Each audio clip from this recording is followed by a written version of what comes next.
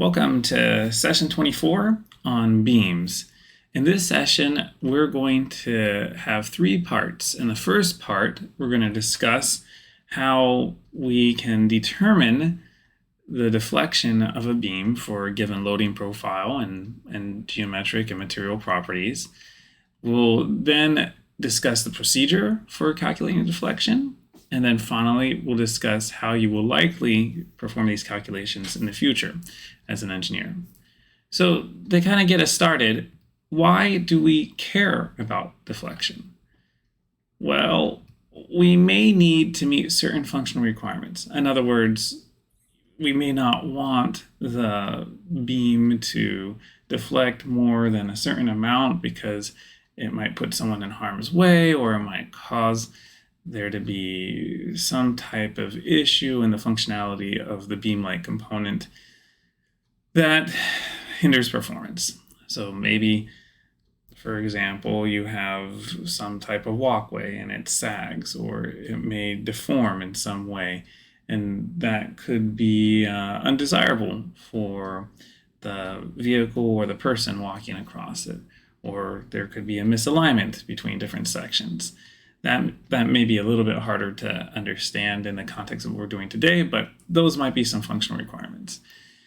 Of course, when we're trying to meet our functional requirements, usually we think about stress first. And is the structure going to break? Is it going to last?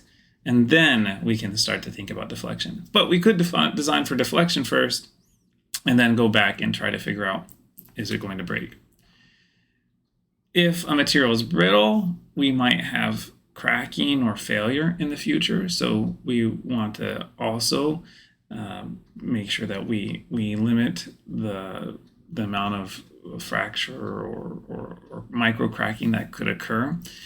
That's probably actually more connected to calculating stress, but deflection is related to that as well.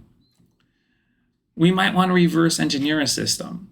So if we're seeing an object or a pole, like Hibbler puts at the beginning of the chapter on beam deflection,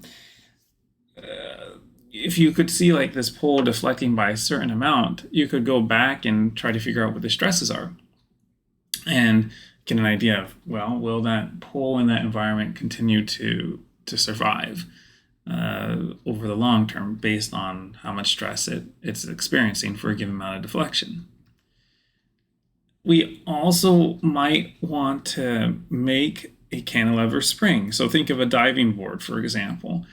That's a board that's been designed such that you can jump on it, apply some energy, and then it gives you some energy back. And we can think of it as having a spring constant. And in the beginning of this class, right, we discuss thinking about bars as springs. We can do the same for beams. And maybe a little bit more out there type of idea, but not too far out there, is to think of dynamics in the context of statics. So if we can calculate these spring constants for beams, we also might be able to look at how these beams resonate. And if you're taking dynamics, you have some idea of the importance of the square root of k over m, right? The square root of the spring constant divided by mass gives you an idea of what the resonant frequency might be in radians per second.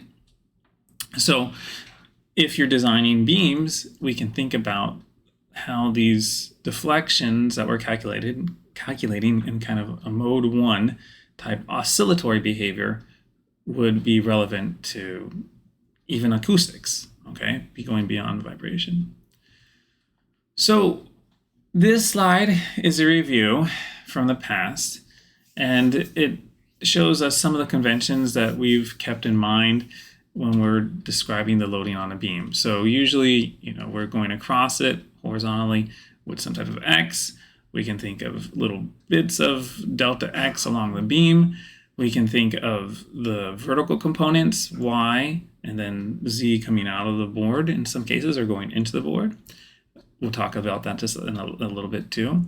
And we often think of defining forces that are being applied vertically across this beam to be positive in our convention when they are in the positive y direction. So either a distributed force or some type of other point load that we might be applying. And if we're talking about distributed load, yes, we can think of some distributed force divided by some distance. Okay.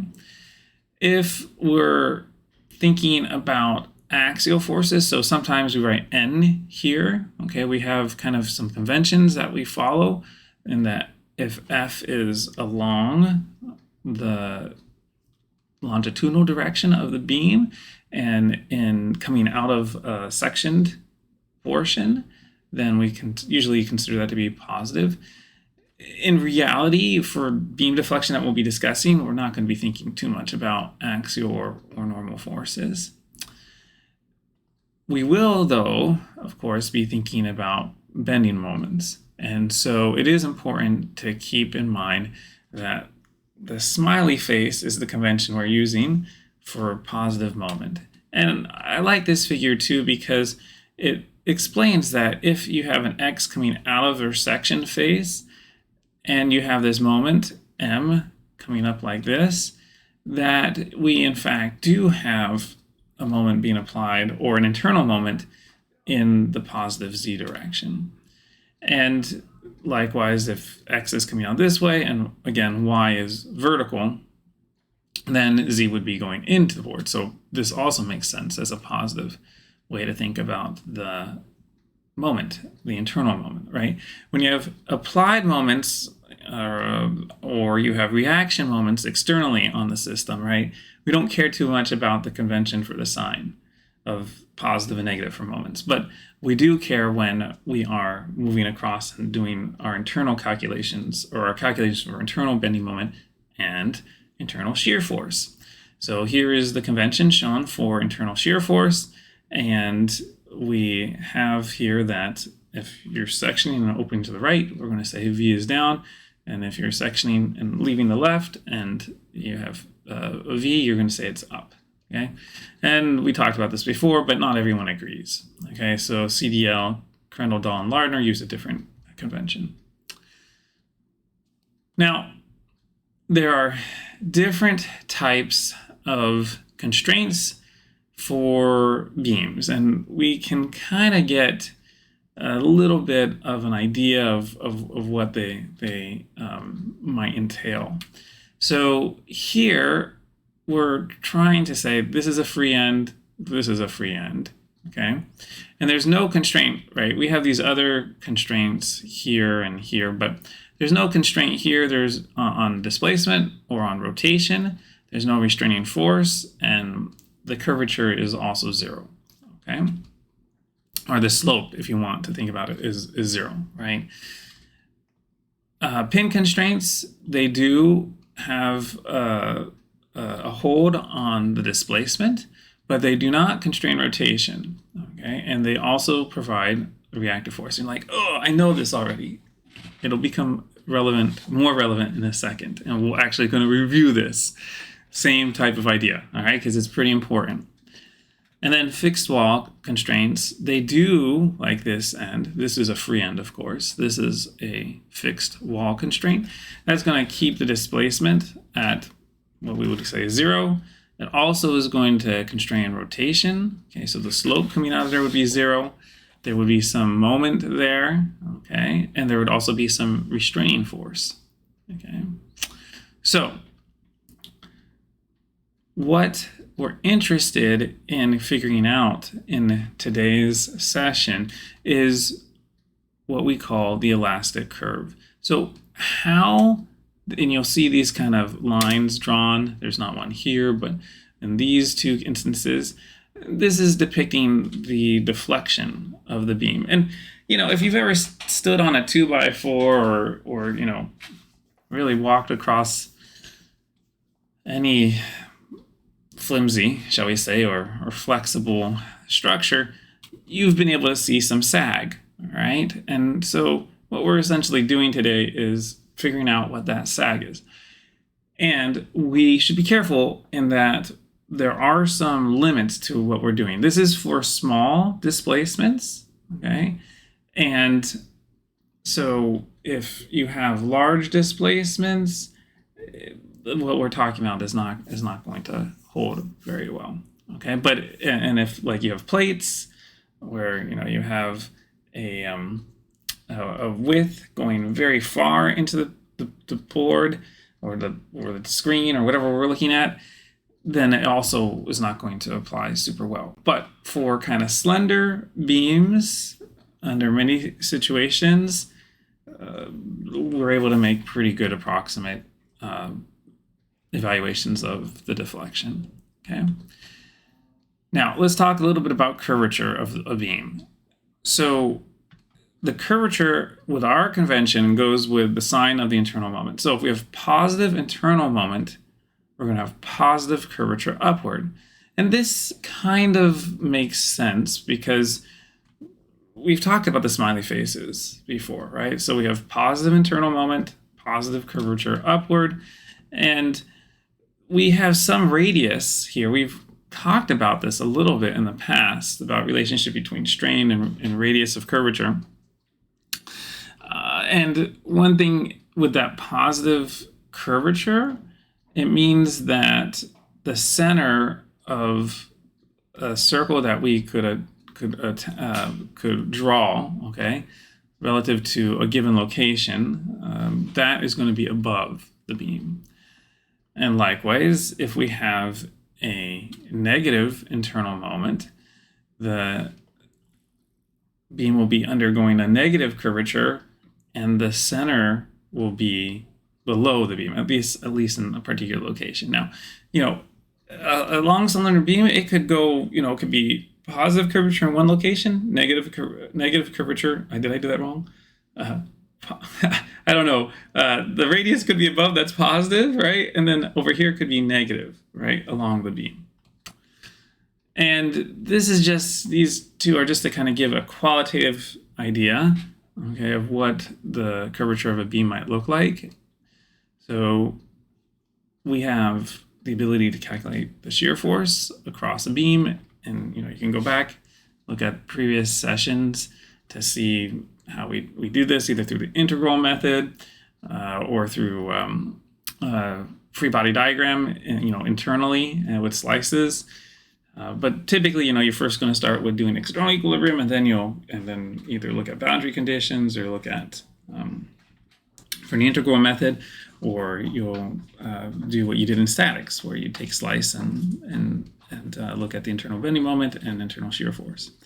So we can plot these diagrams for internal shear force, internal bending moment, and now we have a new one, V.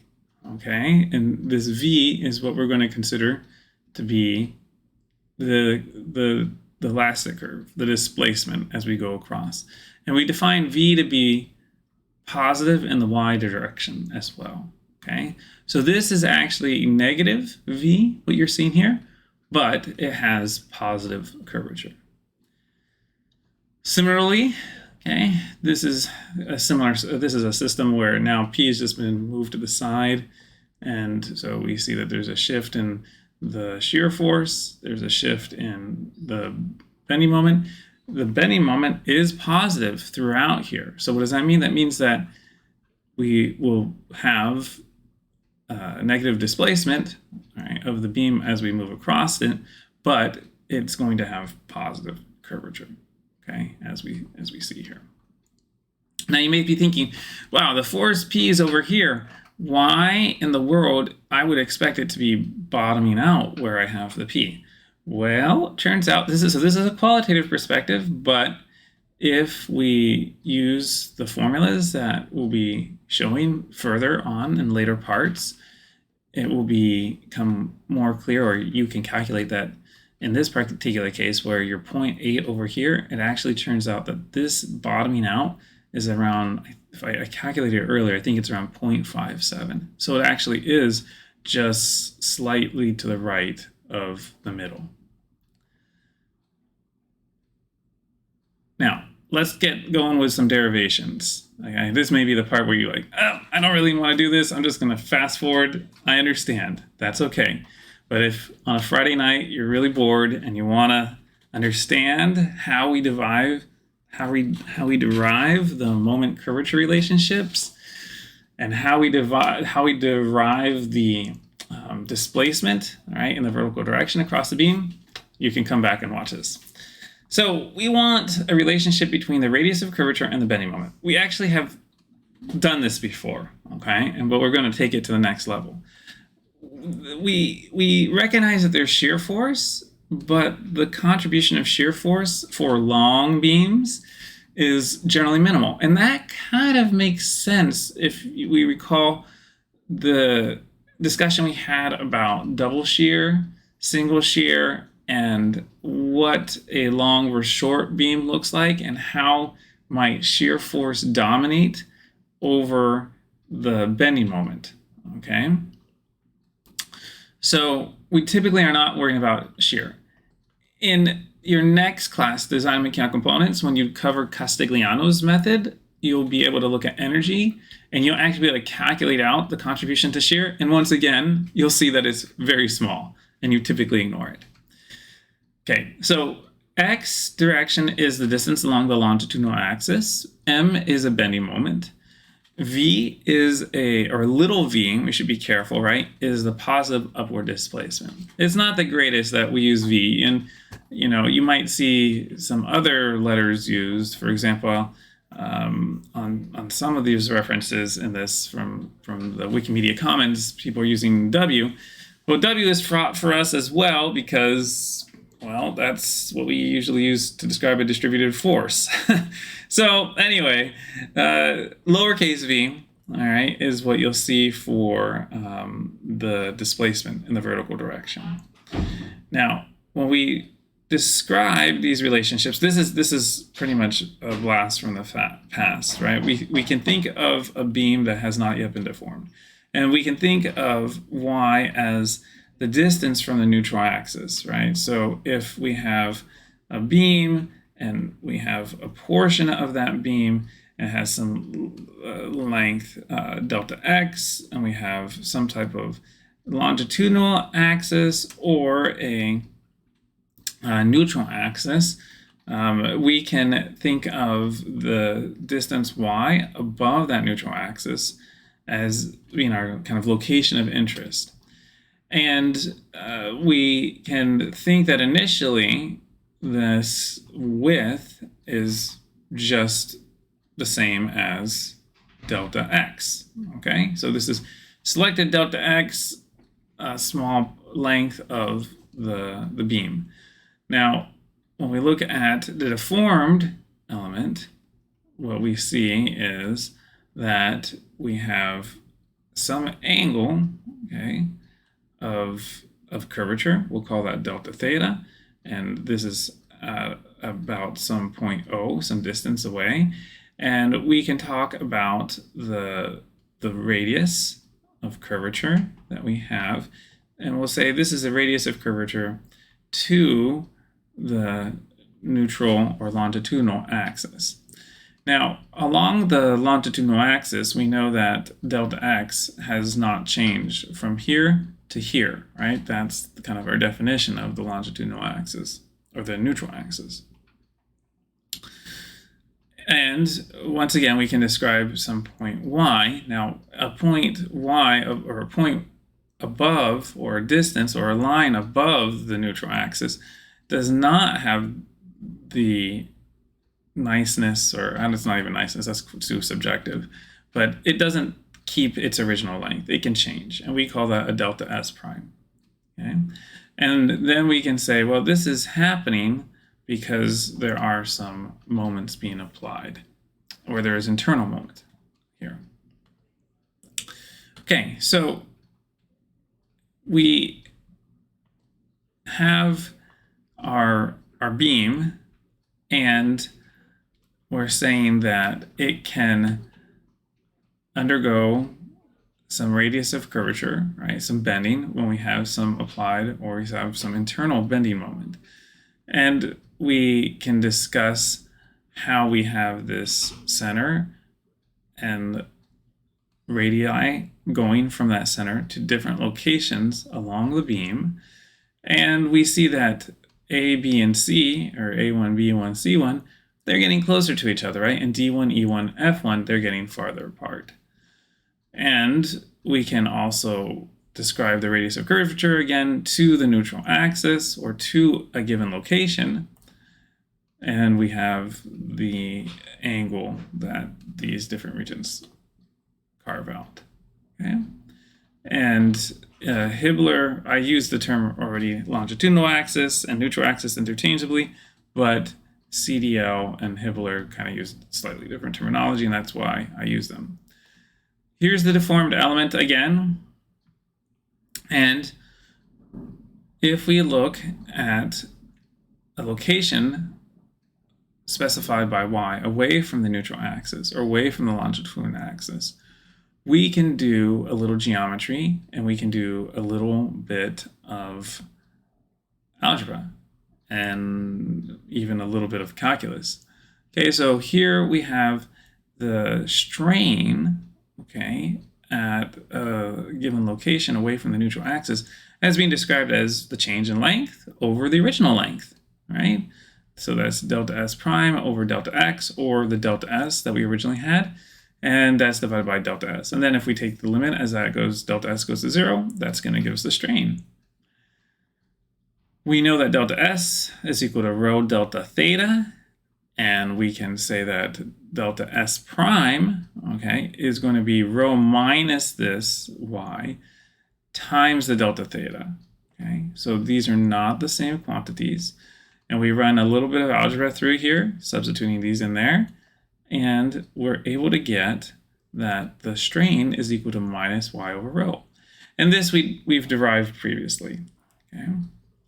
So what are we going to do with it? Well, we're going to use this information to then connect to moments and then connect to displacements. So here's the strain in the arc ds.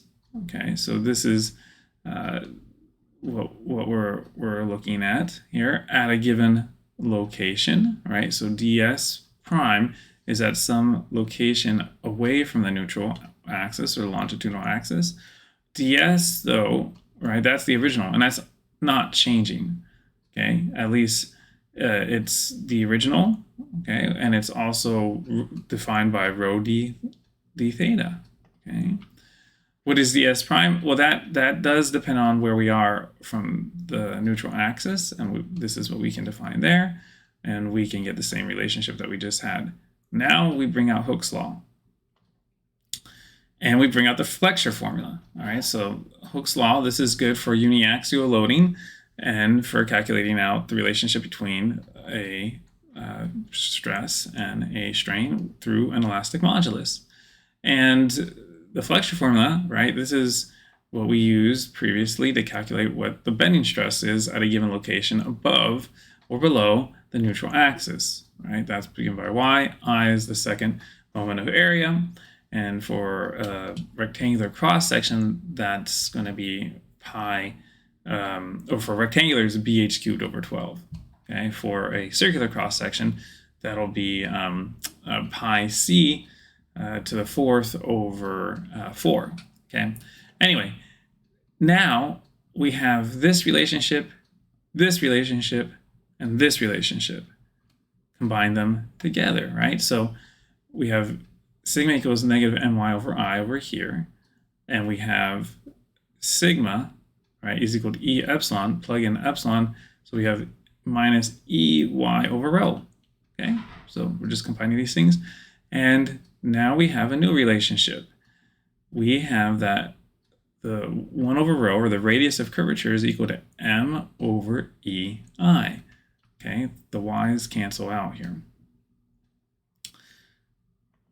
EI can be thought of as a term called flexural rigidity. So this is kind of a term that shows us how much, right, we get resist. So like for a given amount of moment, if I have a high flexural rigidity here, right, that means that I'm going to have a small radius of curvature, 1 over rho, okay, or a large radius, but a small curvature, sorry, okay. And then the curvature is 1 over rho, and we once again well, we're just rewriting these expressions that we derived previously. So if m is positive, then rho is above the beam, okay, and rho is generally large. So this is saying if you have positive, right, we talked about this. The radius of curvature is positive when m is positive. Radius of curvature, okay, is negative when m is negative. And so these equations agree with that previous description. So here's another way to look at the radius of curvature being dependent on moment. First, we go through the shear force, okay, for this given loading. And then we have the moment associated with this. So there are a couple of ways to do this, but one way, once you have the shear force, right, is to use the integral method, and you kind of say, oh, well, I have a negative, right, and then I integrate it, so it's going to go down to some value, and I have a jump, right, because I have this m naught being applied at location in the middle, and yes, it is a positive jump. If you want to go back and look at the derivation, you can. We did this a while ago. It's a positive jump even though it's a negative moment being applied. And if we look at the curvature qualitatively, again, right, what are we going to see? We're going to see that, okay, we have negative moment here, and you can kind of have this idea in your head. Yeah, if I were to kind of screw this in, right, this side would pop up, this side would pop down. And that's what you see kind of qualitatively here with us having this side is popping up, having a negative curvature, okay, because the moment is negative. We go through what's called an inflection point where the moment goes, or the moment is equal to 0, and then thus the curvature is equal to 0 as well. And then we go to this side where, yes, we have negative displacement, but the moment is positive, and so the radius of curvature is also positive.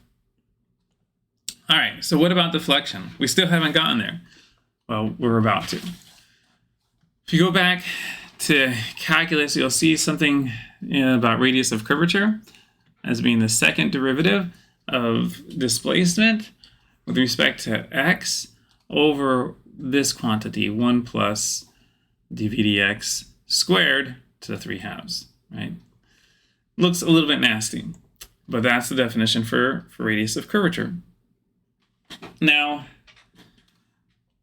if we take the relationship that we just described for 1 over rho, right, where it's equal to m over ei, we can do a little bit of substitution. And if we look at this term right here and say, look, dv dx is going to be small. That's one of the things we're assuming. dv dx is small, so we can say that this quantity right here is much, much, much less than 1, approximately 0, and 1 plus 0, 1. That leaves us just with this numerator, and that's what you have. That's what we have here. And now we can write that the moment is equal to ei, second derivative of displacement with respect to x.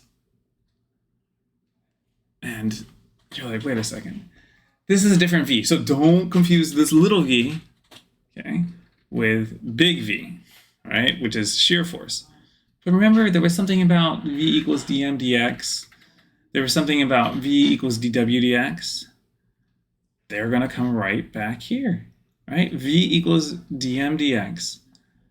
I have an expression for m. So now I can relate the shear force to the displacement, okay, through a third derivative. And if we go further, we can represent a distributed force through another derivative of v, or another derivative of this expression.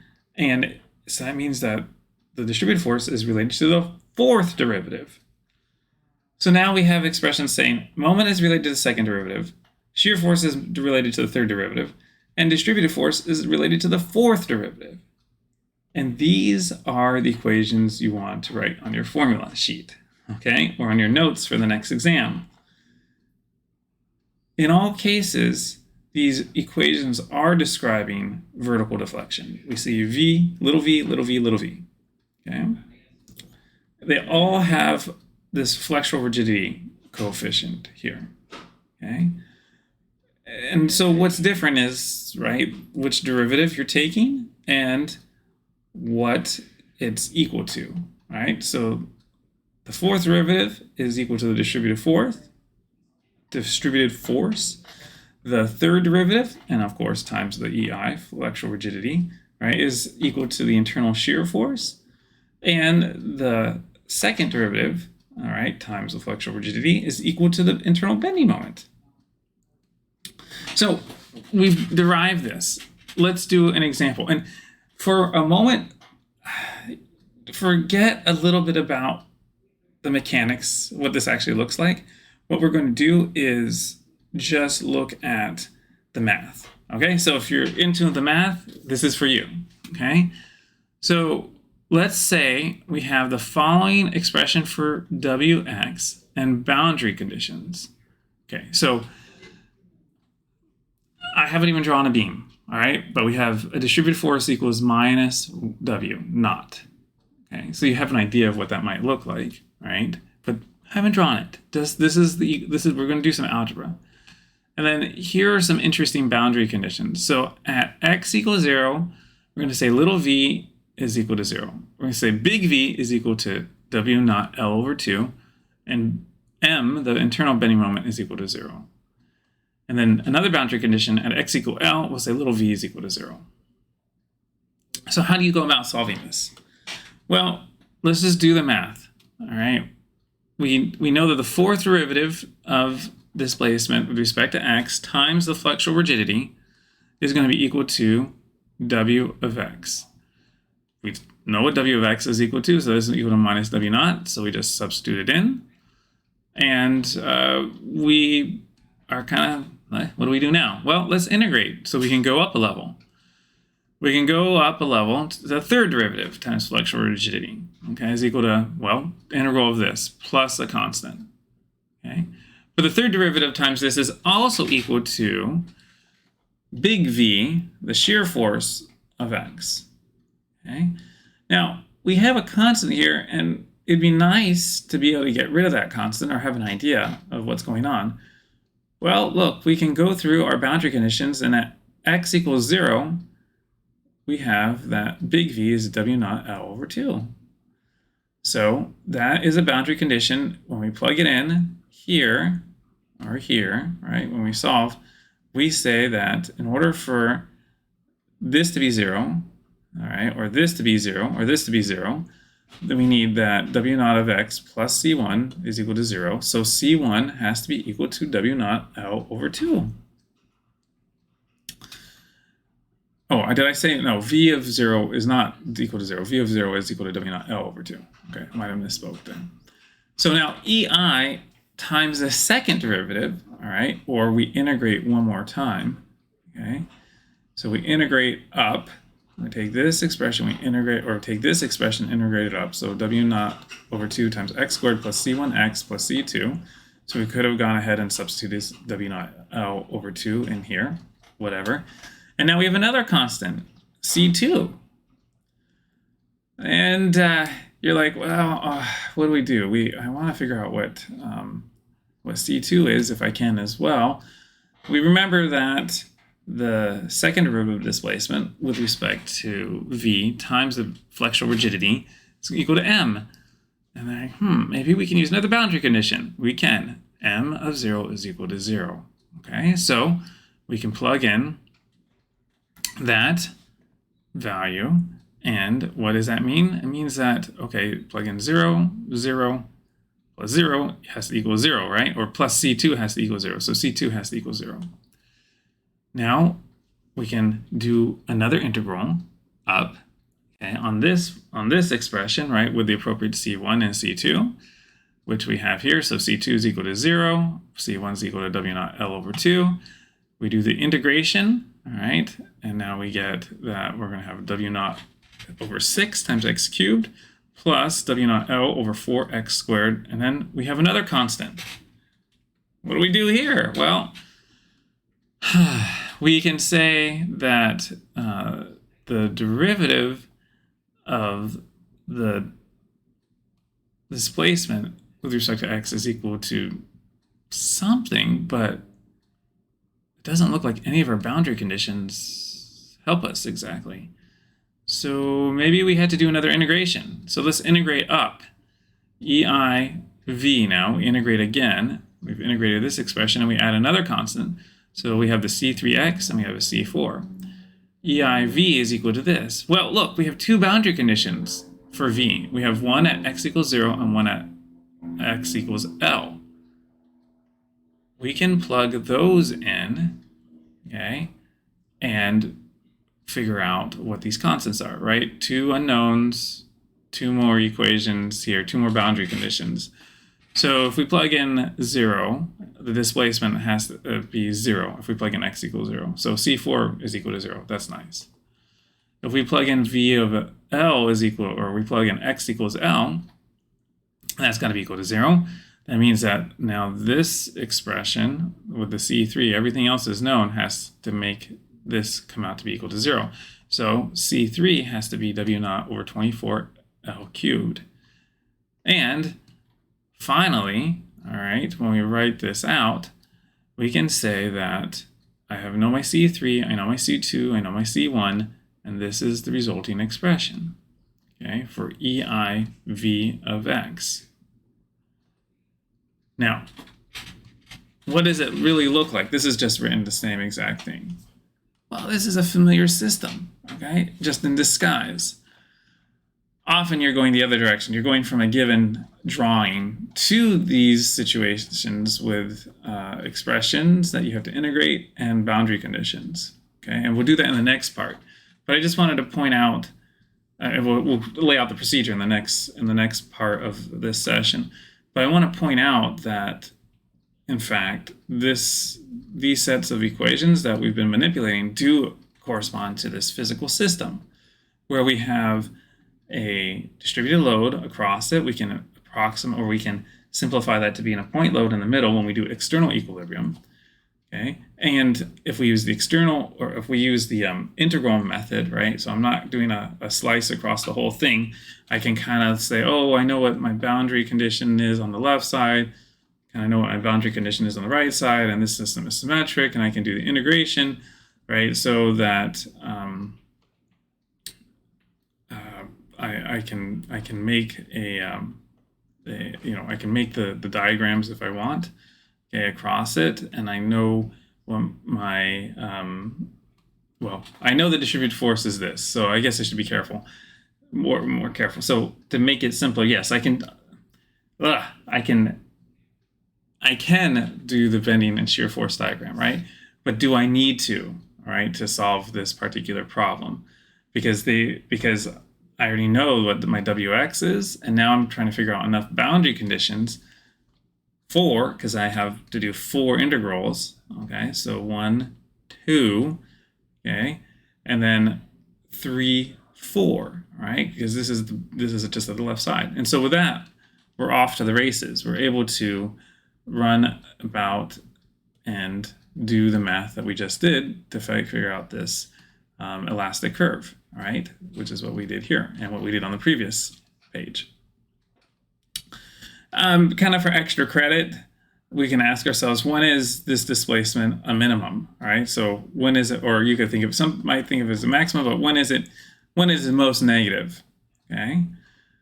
Well, how would we do that? Well, what do? You take a derivative of an expression and set it equal to 0, right?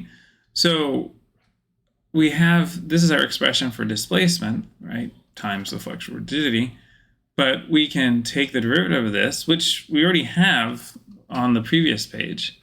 So this is a refresher. And it's a kind of a complicated expression, right? But we would set dv dx equal to 0, okay? And it's not a quadratic formula type problem, right? It's not a second order polynomial, it's actually a third order. Okay, so you might want to use a computer or some other method.